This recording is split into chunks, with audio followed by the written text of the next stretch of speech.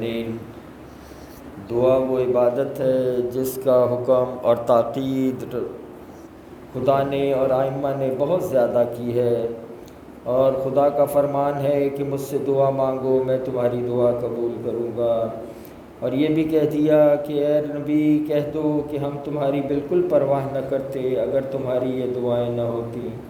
تو ہماری یہ دعائیں ہیں جو خدا کو ہماری طرف متوجہ کرتی ہیں، اور ہم وہ خوش نصیب ہیں کہ ہمارے پاس ہمارے اماموں کی تعلیم کردہ دعاؤں کا بہت بڑا ذخیرہ موجود ہے۔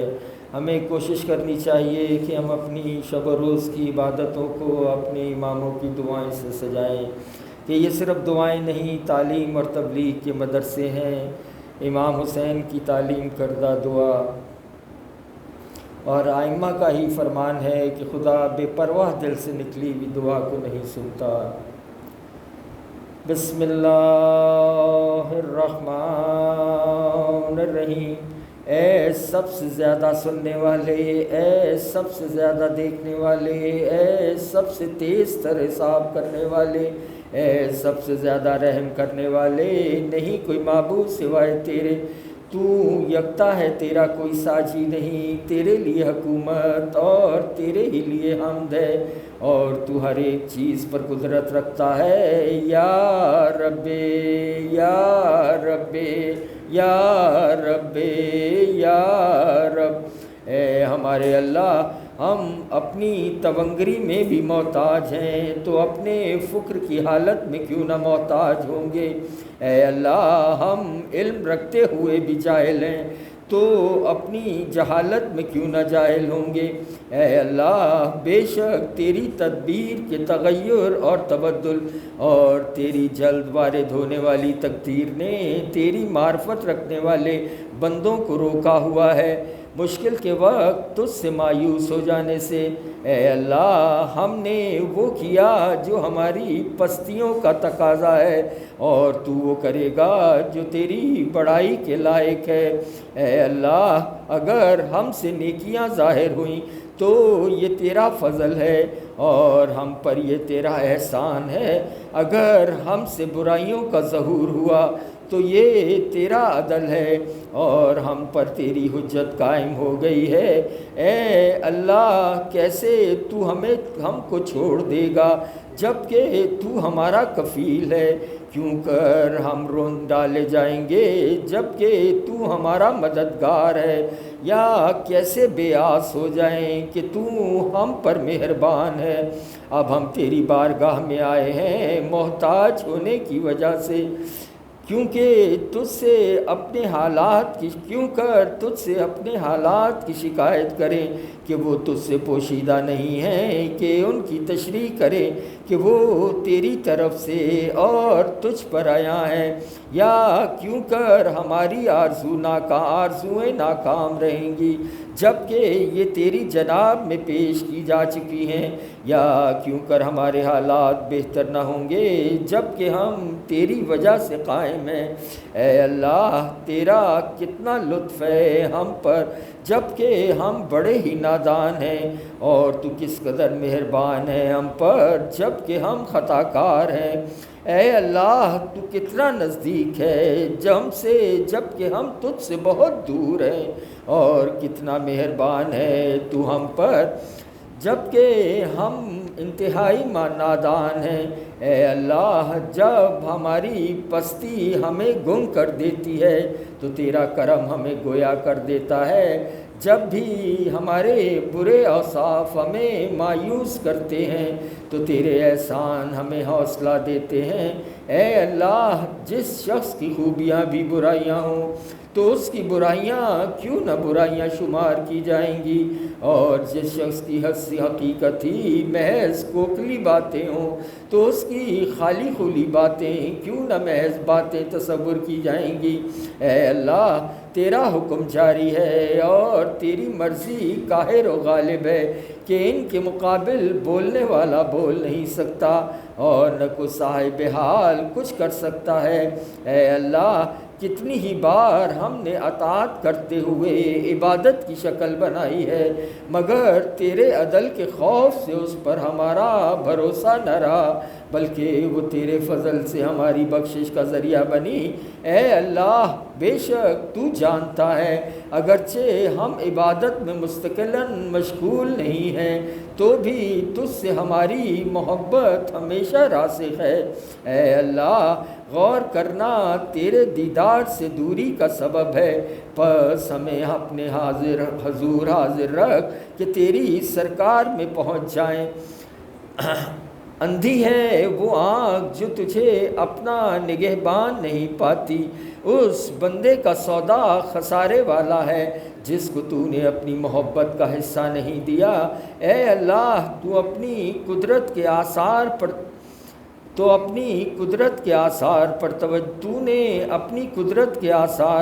توجہ کا حکم کیا، پس ہم کو اپنے نور کے پردوں اور بصیرت کے راستوں کی طرف لے چل تاکہ اس کے ذریعے تیری درگاہ میں آئیں۔ بے شک تو ہر چیز پر قدرت رکھتا ہے۔ اے ہمارے اللہ، یہ ہے ہماری پستی جو تیرے آگے آیا ہے، اور یہ ہے ہماری بری حالت جو تجھ سے پوشیدہ نہیں۔ ہم تیری بارگاہ پہ پہنچنا چاہتے ہیں اور تجھ پر تجھی کو دلیل ٹھہراتے ہیں، پس اپنے نور سے اپنی طرف ہماری رہنمائی کر، اپنے حضور ہمیں سچی بندگی پر برقرار کر دے۔ اے اللہ، سکھا ہمیں اپنے پوشیدہ علوم میں سے اور اپنے محکم پردوں کے ساتھ ہماری حفاظت کر۔ اے اللہ، ہمیں اپنے اہل قرب کے حقائق سے بہرہ فرما اور ان کی راہ پر ڈال دے جو تیری طرف کھینچے چلے جاتے ہیں۔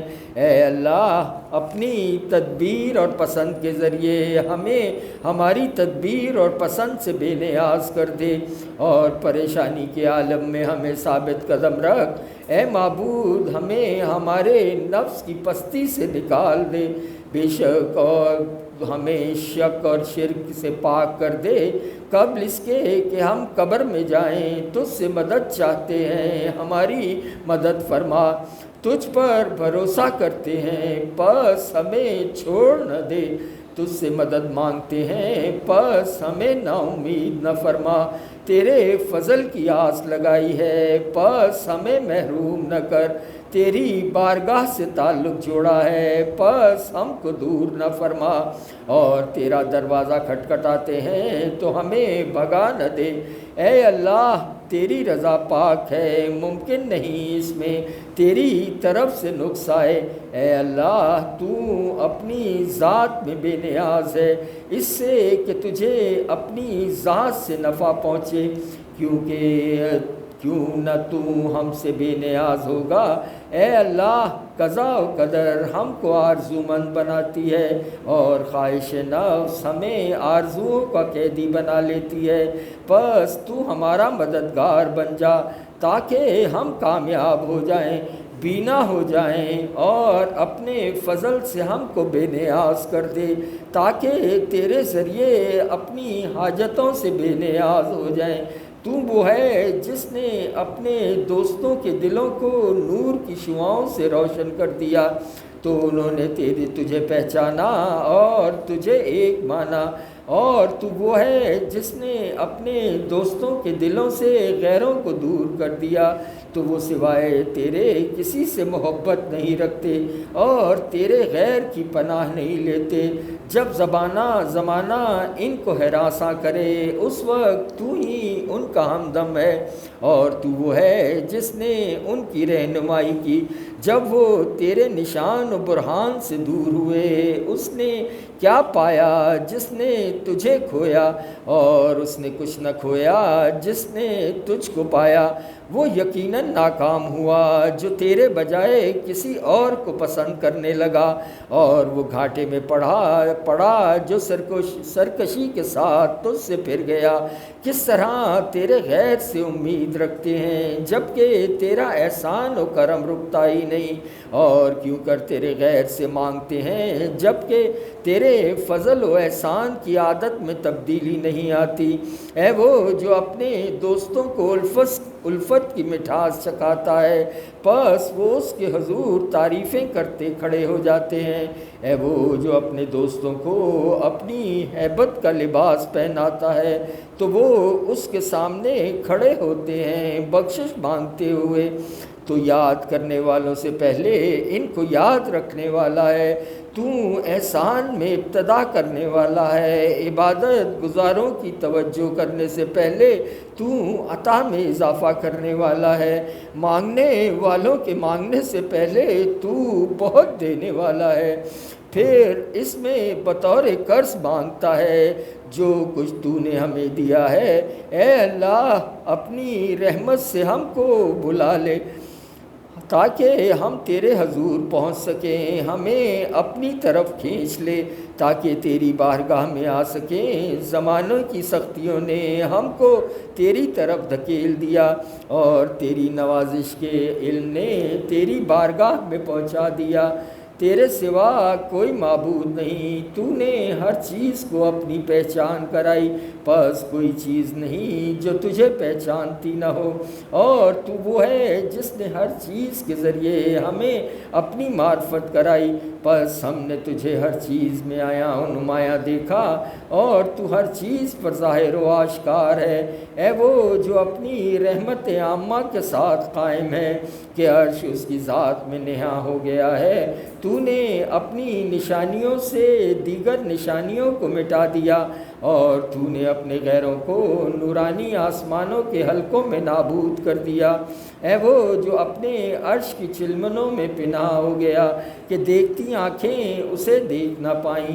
اے وہ جس نے اپنے نور کامل کا جلوہ دکھایا تو اس کی عظمت قائم و برقرار ہو گئی۔ کیوں کر پوشیدہ ہے تو جب کہ آشکارا ہے، یا کیسے تو پنہاں ہے جب کہ تو نگہبان اور حاضر ہے۔